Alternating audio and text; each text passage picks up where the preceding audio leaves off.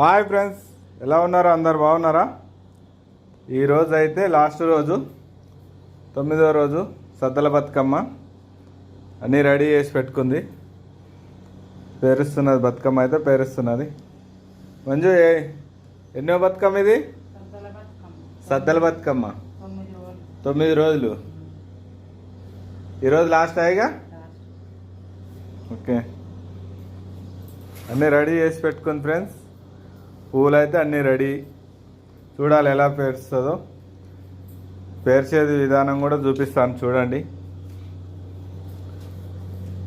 ఇదేం పువ్వు? టేకు.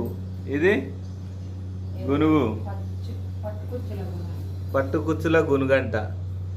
ఇది గునుగు, జిల్లడి, బంతి పువ్వులు. ఇది మీ అందరికి తెలిసిందే, తంగడు. చూడండి ఫ్రెండ్స్, ఒక దాదాపు 11 రకాల పూలు ఉన్నాయి. సద్దల బతుకమ్మ అయితే పేరుస్తున్నది.